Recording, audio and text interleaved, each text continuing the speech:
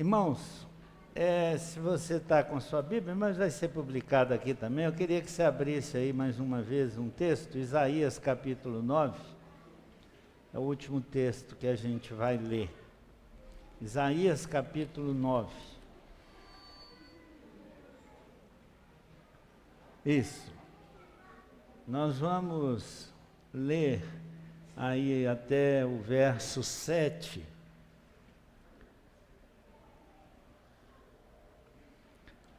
Se você puder ficar em pé, acho que vai ser bem-vindo, né? Você descansar um pouquinho, já está um tempo sentado. E a gente lê juntos aí, até o verso 7 de Isaías 9. Leiamos, irmãos. Mas para a terra que estava aflita, não continuará a obscuridade. Deus, nos seus primeiros tempos, tornou desprezível a terra de Zebulon e a terra de Naftali. Mas nos últimos, tornará glorioso o caminho do mar, além do Jordão, Galileia dos gentios. O povo que andava em trevas viu grande luz, e aos que viviam na região das sombras da morte, resplandeceu-lhes a luz. Tens multiplicado esse povo, a alegria lhe aumentaste. Alegrem-se eles diante de ti, como se alegram na ceifa, e como exultam quando repartem os despojos.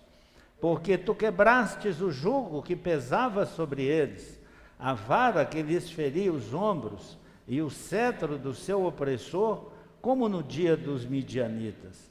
Porque toda bota com que anda o guerreiro no tumulto da batalha, e toda veste revolvida em sangue, serão queimadas, servirão de pasto ao fogo.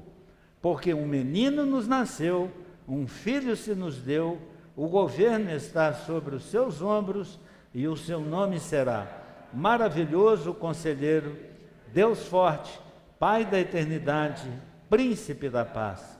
Para que se aumente o seu governo, e venha a paz sem fim sobre o trono de Davi, sobre o seu reino, para estabelecer e o firmar mediante o juízo e a justiça, desde agora e para sempre. O zelo do Senhor dos Exércitos fará isso.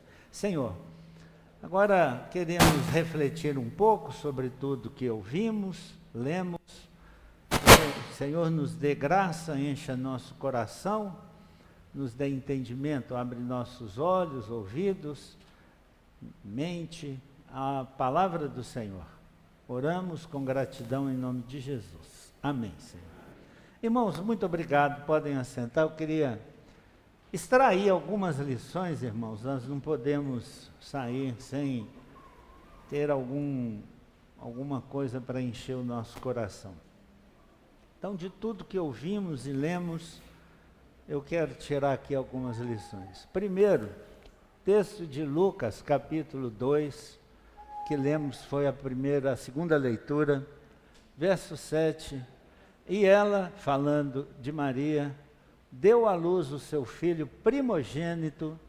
Então, preste atenção, irmãos, no que a Bíblia ensina. Nós ouvimos muitas coisas, ensinam muitas coisas, mas o que deveria valer para nós é o que a Bíblia fala. Então a Bíblia diz que o filho que ela deu à luz é o primogênito, o primeiro filho.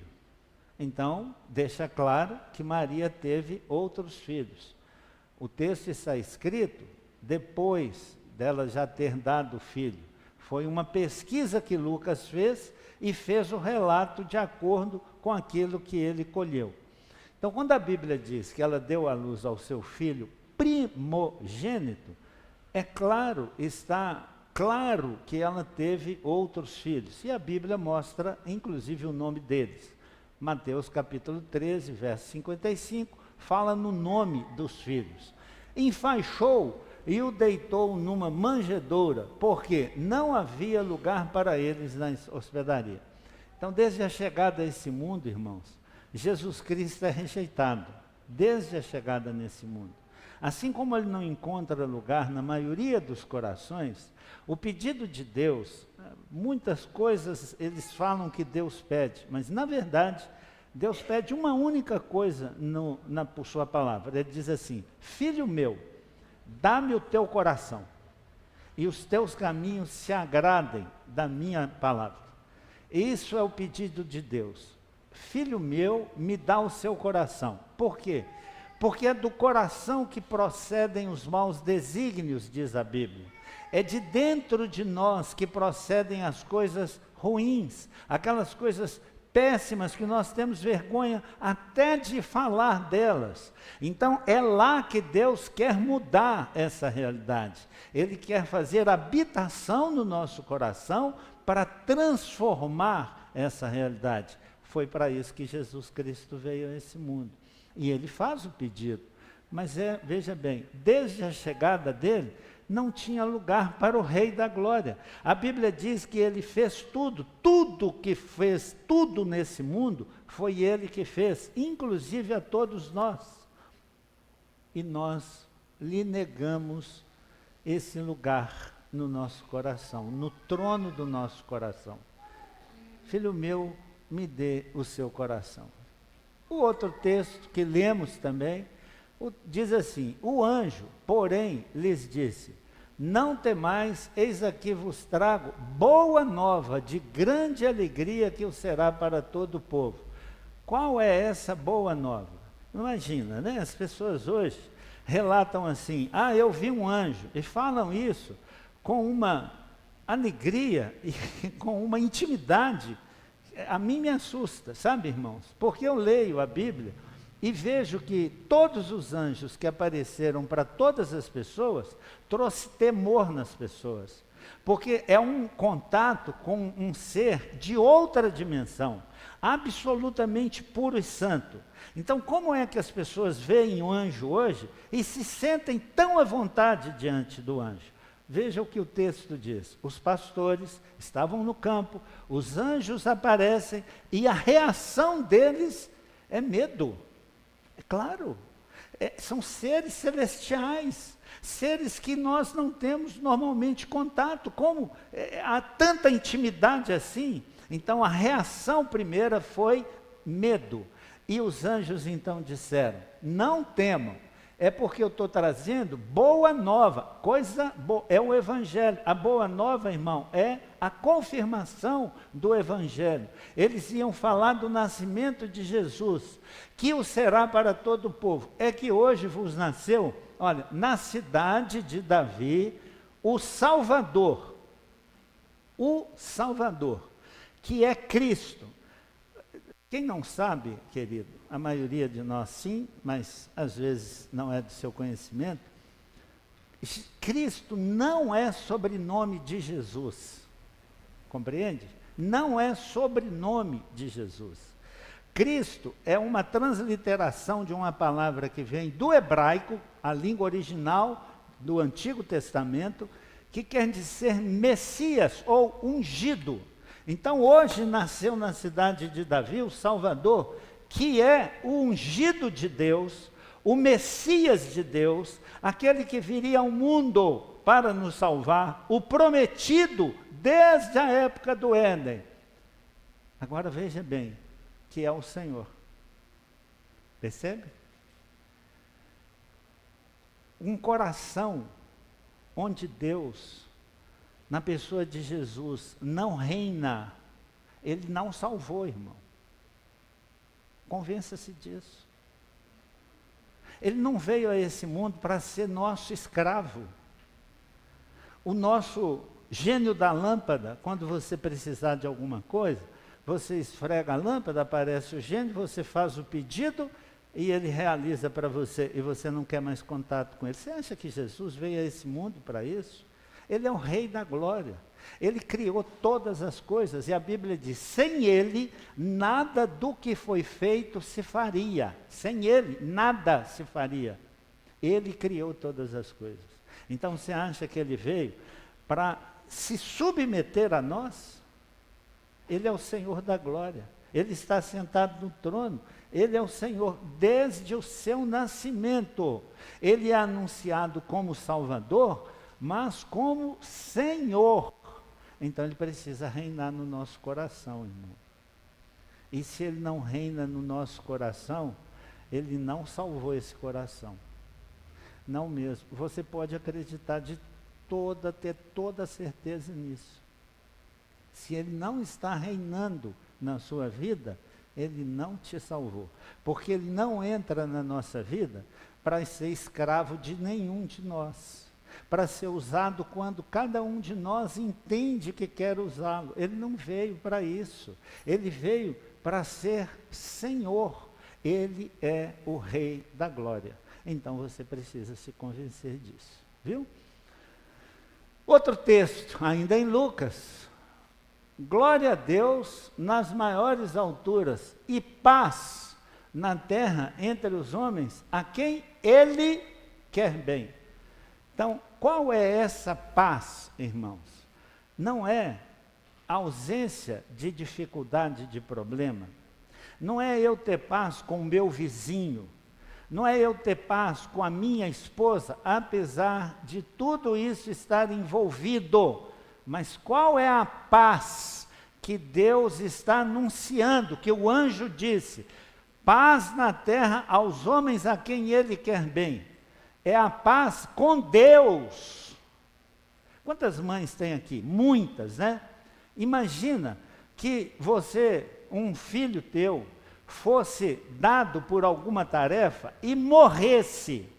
E as pessoas desprezassem isso completamente. Você estaria feliz com essas pessoas? Fala com franqueza, irmão. Examina teu coração. Imagina alguém beliscando teu filho, você já fica irado, irada por conta disso. Então Jesus vem a esse mundo, Deus dá esse Jesus a esse mundo, que é o filho dele, nós matamos o filho de Deus, e Deus está feliz conosco. É isso? É isso? Ele está alegre conosco, porque nós matamos o filho dele. Ele está irado contra nós, irmãos. Então essa paz é a celebração dos corações arrependidos com esse Deus que deu Jesus Cristo. É isso que ele veio fazer. Por isso que a Bíblia diz que não são todos. Paz a quem Ele quer bem. Paz a quem Ele quer bem. Então Jesus celebra essa paz de novo com Deus. Como é que você conquista isso? Arrependendo dos seus pecados.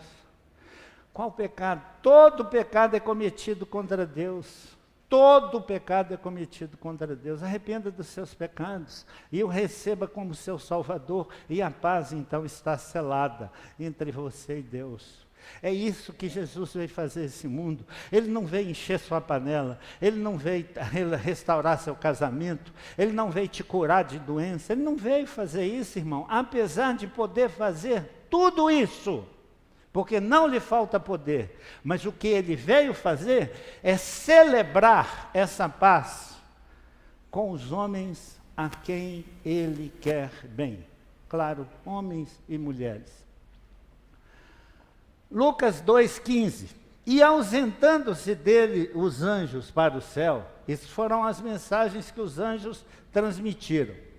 Diziam os pastores uns aos outros: vamos até Belém e vejamos os acontecimentos que o Senhor nos deu a conhecer. Foram apressadamente e acharam Maria e José e a criança deitada na manjedoura.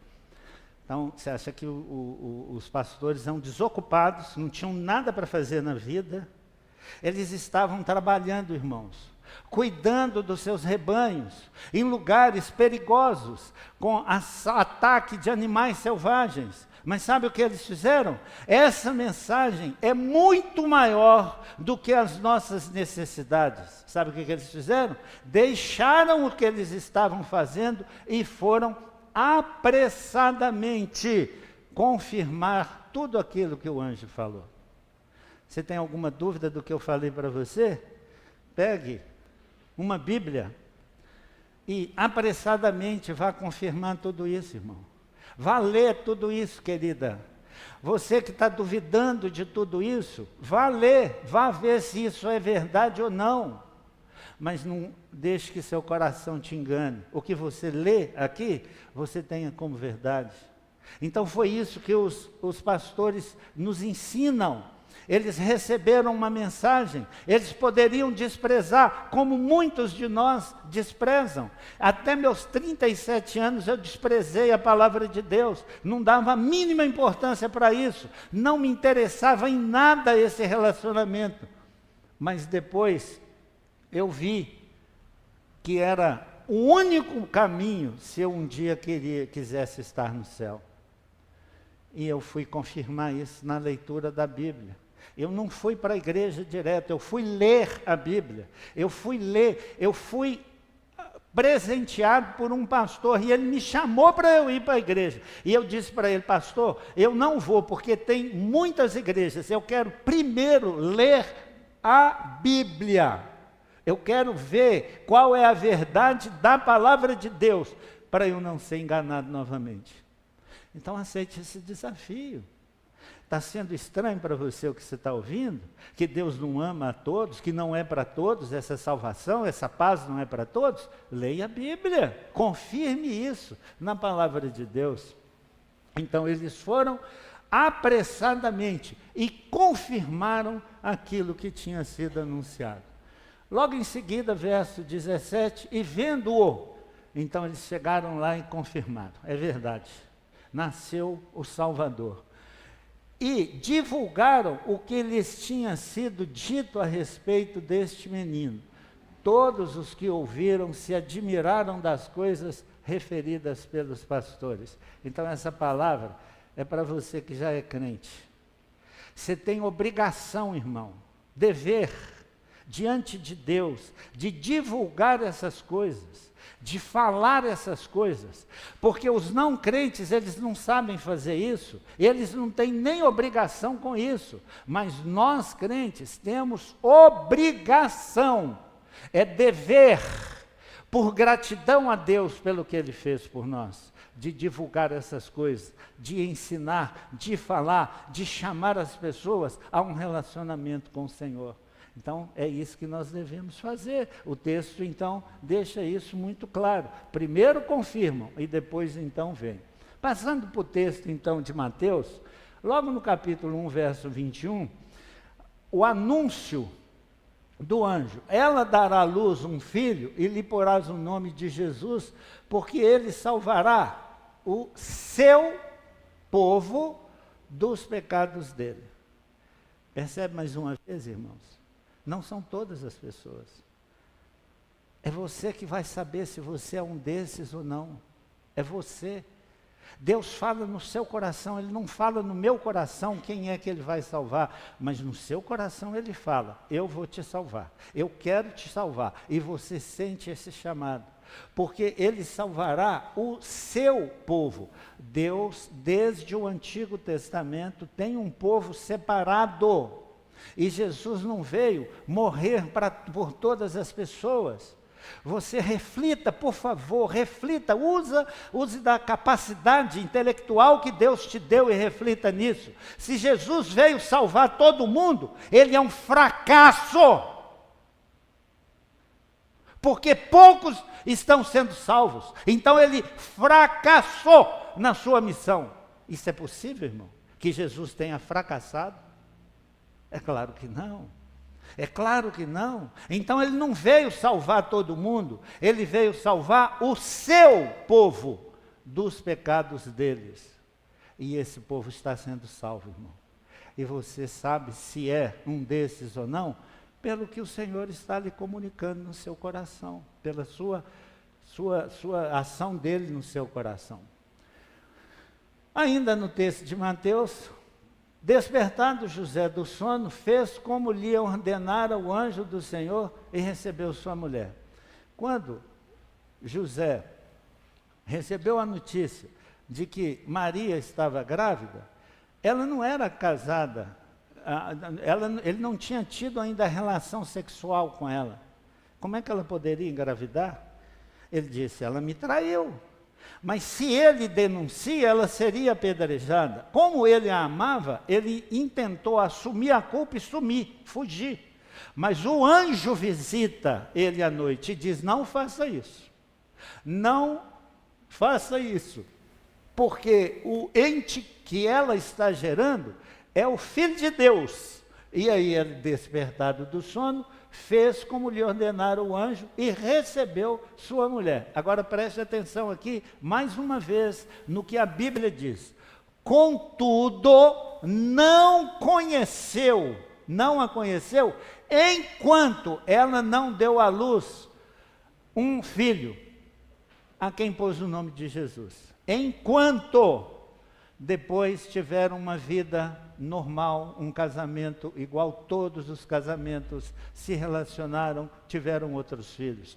Mas com Jesus não, porque ele é um ente santo, foi um milagre, engravidou Maria pelo Espírito Santo, não foi José que a conheceu, que teve relação com ela. Até que, enquanto ela não deu à luz um filho. Depois, um relacionamento normal de casais, como todos os casais têm. Verso 11 do capítulo 2. Entrando na casa, então agora são os magos. Viram o menino com Maria, sua mãe. Agora preste atenção, irmão. Qual foi o objeto de adoração? Então, você já visitou muitas mães que tiveram crianças. A sua atenção primeira é com a mãe. Mas parece que aqui não foi isso não. Olha que coisa interessante. Viram o menino com Maria, sua mãe, prostrando-se, o adoraram e, abrindo seus tesouros, entregaram-lhe suas ofertas, ouro, incenso e mirra. Então, não foi a Maria o objeto de adoração, foi ao menino, porque ele é o Filho de Deus. Foi ele que foi o objeto da adoração, mesmo ele sendo um bebê e estando com a sua mãe, mas foi ele a quem adoraram, porque foi ele que foi anunciado como o Filho de Deus. E para concluir, Isaías, capítulo 9, verso 6, porque um menino nos nasceu, um filho se nos deu, o governo está sobre os seus ombros e o seu nome será. Olha os títulos que Jesus recebe, irmãos, e o que ele pode ser na nossa vida. E você precisa examinar se você não tem necessidade disso. Maravilhoso conselheiro. Irmãos, a coisa mais absurda do mundo é nós, crentes principalmente, tomarmos conselhos uns com os outros, e às vezes conselhos maus, conselhos antibíblicos, proceder fora da palavra de Deus, já que nós temos um maravilhoso conselheiro, alguém que quer realmente o nosso bem, que provou isso dando a sua vida por nós, que nos ama com um amor eterno, e nós somos capazes de desprezar os seus conselhos e tomar conselhos, às vezes, até com pessoas não crentes. Que coisa mais lamentável, irmãos, que nós fazemos. Então, ele é o maravilhoso conselheiro, o Deus forte. Você nunca precisou de uma ação extraordinária de Deus, nunca precisou que Deus agisse de uma forma sobrenatural, pois ele é o zero e vezeiro, como diziam os antigos, em fazer essas coisas. Deus faz isso a todo tempo, porque nele não falta poder. Efésios capítulo 3, verso 20, diz que ele é poderoso para fazer infinitamente mais do que tudo o que pedimos ou pensamos, porque nele há todo o poder. Ele faz o que a sua vontade determina. E quando ele age, ele diz assim: quem o resistirá? A minha mão não está encolhida para que eu não faça, e agindo eu, quem o impedirá? Não há ninguém, força nenhuma nesse universo que pode impedir a vontade de Deus. Esse é o Deus forte, é o que está conosco, à nossa disposição. E nós andamos, irmãos, por esse mundo tão miseravelmente, às vezes, tão carentes e dependentes, tendo tamanho Deus à nossa disposição. Irmãos, somos realmente indesculpáveis. Ele é o Pai da eternidade. Ele estará conosco por toda a eternidade. Aqueles que Ele salvar estarão com Ele por toda a eternidade. É uma expressão até ambígua, né? Porque se é eternidade não tem fim, né? Então não é toda a eternidade, é na eternidade. Ele estará conosco na eternidade. Não tem fim, irmãos. Nunca mais experimentaremos choro, ranger de dentes, dores, nada, absolutamente nada. Viveremos plena e eternamente ao lado do Senhor. E Ele é, de fato, o príncipe da paz. Então é esse Jesus que foi apresentado agora mesmo pela cantata e dos quais os textos bíblicos trazem então essa revelação. Então Jesus é a provisão de Deus para todas as nossas necessidades. Agora, a questão é muito simples. Eu vou ilustrar para você. Eu poderia agora, por exemplo, pegar essa caneta e dizer assim, olha, eu vou te dar essa caneta de presente. Eu estou dando o presente para você. Mas você poderia olhar e falar assim, pô, mas esse pastor me dá uma caneta vagabunda dessa? E não querer a caneta. Você tem liberdade de fazer isso. Como por exemplo, é a terceira vez já. Como por exemplo, nos nossos aniversários, eu pelo menos quando era criança, na época de aniversário, eu já ficava olhando quem chegava na minha casa com a caixinha de meia. Eu falava, pô, mas não é possível, de novo meia. A pessoa tinha boa vontade de dar, mas não era o que eu queria, entendeu? A Bíblia diz assim, Deus amou o mundo de tal maneira. Qual foi essa tal maneira? Não é que não é entendido, é sim entendido, que Ele deu o seu Filho, para que todo o que nele crê não pereça, mas tenha a vida eterna. Ele deu, mas você está recebendo? É simples assim, querido. Se você não recebeu, Ele não pode ser o seu Salvador, Ele jamais será o seu Senhor.